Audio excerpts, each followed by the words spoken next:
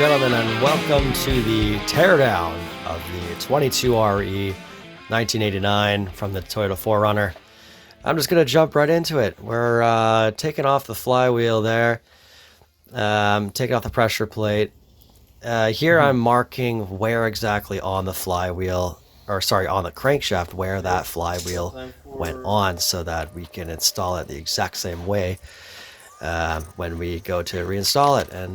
And here, the next step here is now we're mounting the engine stand sort of mount that's going to go on after taking the flywheel off. And yeah, luckily I had this set up with a different 22RE on it before, so it's basically all ready to go. I just had to plug the bolts in. Anyway, so we got that there on that there 22RE block there, and then we put that on the engine stand. Boom, there we go. And we can drop it down with the cherry picker, and now she's on a stand, and she's so easily accessible now. Everything can just come off real quick. Now here's a special little sort of unrelated motor. This is Z's 13B rotary engine that he's got as a spare for one of his very special cars that he's got. I don't know how much he wants me to talk about it, but he's got a really cool car that he brought over recently, and you might know that, you might recognize it from the AZ Garage logo. But this is his spare rotary engine, and he was just washing it at the same time that I was washing mine. So there you have it, nice little tidbit for you. And here I am, now the engine's out of the truck, so we're just cleaning the engine bay while it's all kind of open, and it was a pretty hot day, so figured it would dry pretty well also, right? So we're cleaning the engine bay there. I kind of pulled everything off as well as I could, and I covered up the fuse box. I took everything electrical out that I could, just cleaned it up.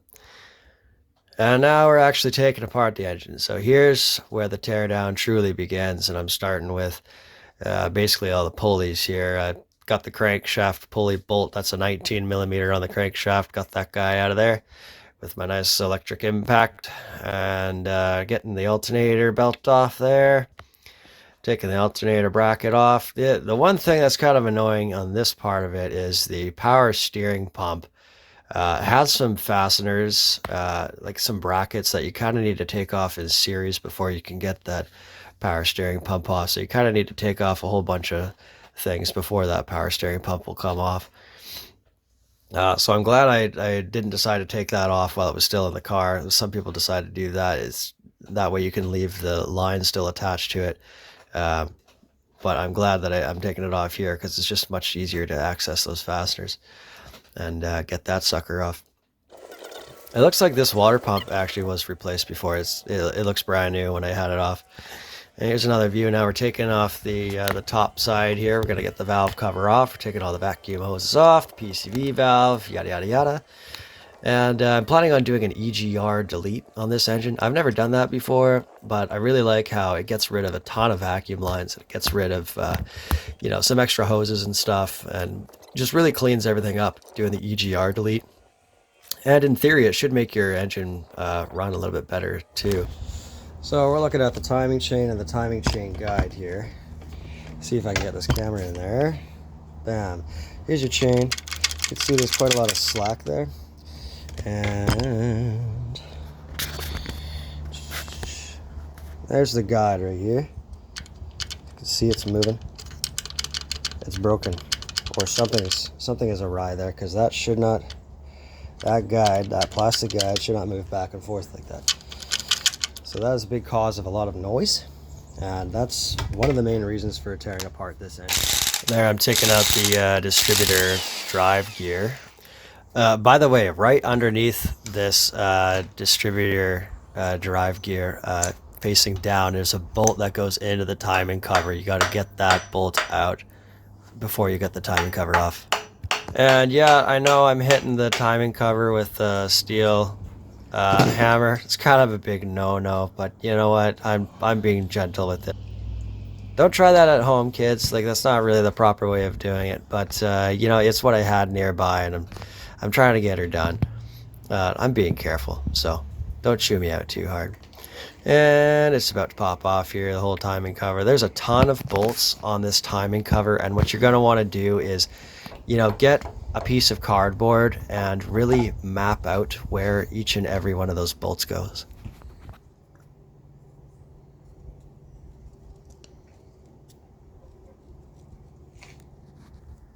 Yeah, so just the very top where that plastic guide is mounted there just totally broke off right there, and the chain is just kind of riding on that and it's slapping around, and this is what it does to the inside of your timing cover. Scores it. That's such a classic 22RE problem. So I have here the chain and we're doing a measurement on it just to see how much it's stretched. I'm going by the factory service manual, and this tells you to measure 17 links with the chain fully stretched. Now I can't really do that with the camera in my hands, although I already did do that in front of the camera as well. Measure 17 links, and the chain elongation limit at 17 links is about 5 3/4 inch, or 147 millimeters. If it's over the limit at any one place, replace the chain.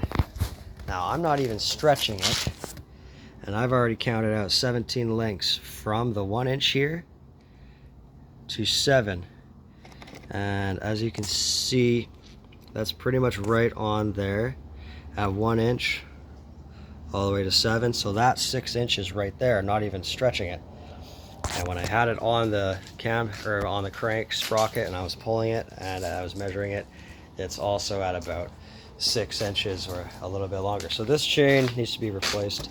It is too long, and that's how you check the chain for stretch. That brings us to removing the intake, which actually was a bit of a pain because there is a hidden Allen key bolt right underneath the thermostat housing, and you cannot see it when the top of the intake is still attached to the bottom of the intake. You need to separate the intake there to get the Allen key bolt out, and I will try to point that out where that is with a photo. I've got the photo coming up. So anyways, if your intake's not coming off, it's because that bolt right there in that photo, you need to get that, and to get that off, you need to separate the top part of the intake. There's just no other way to access it. You won't have the space. So there you go. And now we're getting the good old-fashioned exhaust manifold off here. Yeah, this thing's got a brand new gasket on it, so at least I've got that. It's got a brand new gasket on it because, you know, my wife was smelling a lot of fumes coming out of the car. And even after I changed that, she said, oh yeah, it's a lot better now.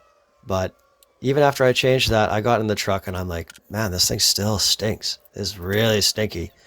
For one thing, it doesn't have a cat. And for another thing, it's burning a crazy amount of oil. So there's yet another reason to rebuild this. It's just, she's breathing in all those fumes and it's just not good. All that burning oil, it's no good. I'm taking off the head bolts here, and I actually realized later that I'm not doing the correct sequence for taking the bolts off. You're supposed to go the outside bolts toward the inside bolts to get those off. And this is a ton of carbon that's on one of the bolts. And this bolt here, I couldn't quite get out of the rocker assembly. That one had a ton of carbon on it as well. I did eventually get it out. You're supposed to, when you're taking those head bolts off, when you're taking them off, you need to go outside toward the inside. And when you're torquing them down, you go inside to outside in a crisscross sequential pattern. And here I'm just trying to get the rocker assembly off, and they are kind of stuck on those dowels. I believe they only have the dowels on the intake side there. There's dowels on the intake side and not on the exhaust side, and that's why it's kind of hung up on that one side and not on the other side. But if you kind of just gently pry up on the rocker assembly there, try not to hit any of the lobes, any of this like mating surfaces. Don't hit any of that. Try to be careful. But I have a new head anyways. I'm not reusing that head. So I just took the oil pan off of the block here, and you can see there's all this debris on the oil pickup. What that is that's the plastic timing chain guide. So I have here, this is the one that I took out of this engine, and you can see that top hole there is where the bolt goes through, and it is broken off. Unlike the bottom one is still intact. That's the top one. This thing's also cracking right here. Don't know if you can see that. See, it's cracking right there. This is a part that I took off of that pile there, and you can almost match it right up on this guide here. So what happened to this motor is these guides broke previously. Somebody replaced them without cleaning this out, and now these plastic guides are starting to break already. So there you have it.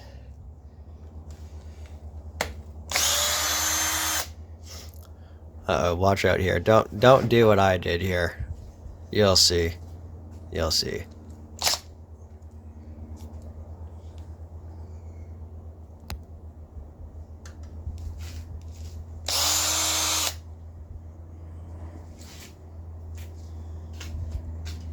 Don't do it. Don't do it. That's the last one. Oh, Jesus Christ, dude. Yeah.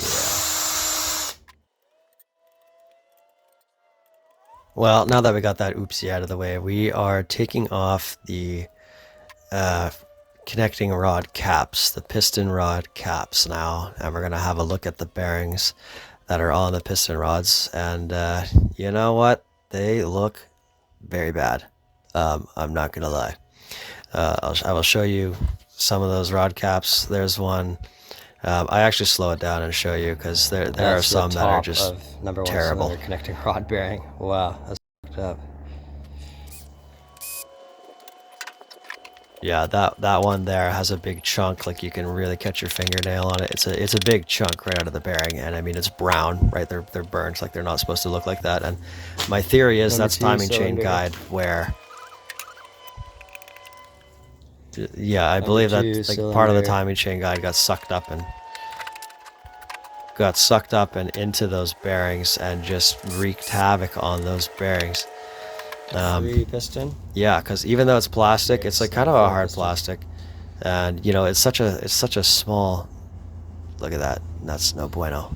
It's such a small clearance in there. So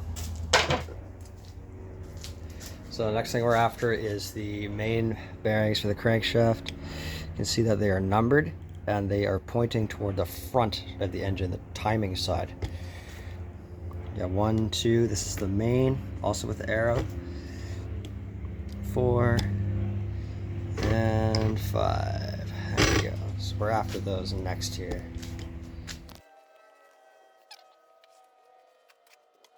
Well, now that we got the rod cap bearings out, now we're moving on to the main bearings now here, and we're gonna see what those look like. I wonder if those are any better than the rod caps. What do you guys think? Oh yeah, okay. I didn't really slow any of these down, but what I will tell you is that they don't have the brown like burnt look that the rod caps have, but they have grooves like scoring all the way around the bearings essentially. Some of them look okay, but most of them have like a good like lines like scored all the way around the bearings on the underside as well, on the block side as well. And now I'm taking off the rear main seal, which you know I probably could have done that before I put that mount on, the stand mount. But it's still accessible, so we're taking that off. It's got 5 12mm fasteners, I want to say. And that is a brand new rear main seal. I put that in when I did the transmission, but I actually ended up changing it anyways because it got a little dented, so I changed that out anyways. Oh, we have a bare block. We could have a look at these main bearings, the other side. Number 2. Number 3. Yeah, you can see that these bearings are scored. Number 4. Even though I didn't clean them off before showing the camera. We have all new ones. And a whole lot of timing chain guide. Yeah, that's gross. So I think I'm going to hit that with the air gun and just blow all that off. So, you know, that's kind of that. It's all torn down now. There's a bare block there now. Like I said about the head, I'm not using that head. I have a whole nother one. That actually cool story. That head came from Z. He had it. I think a buddy of his had a truck with that head on it, and it was freshly rebuilt at Canada Engines, and only had I think 2,000 kilometers put on the engine before something went awry. And Z got the head, so he's providing us with that. So thanks Z for that. Super appreciate that. Okay, so that's basically it for this teardown. I know I didn't cover in the video the oil pan removal, but it's just a whole bunch of 10mm fasteners on the opposite side. Just make sure you drain the oil, obviously. And there's a couple of bolts that go through the oil pan into the timing cover. Make sure you get those before you get the timing cover out, otherwise you will not get it. So any questions, just leave a comment or send me a message. I will answer as best I can. So thanks for watching, and the next video will be probably beginning of the rebuild. So stay tuned for that. Catch you guys later.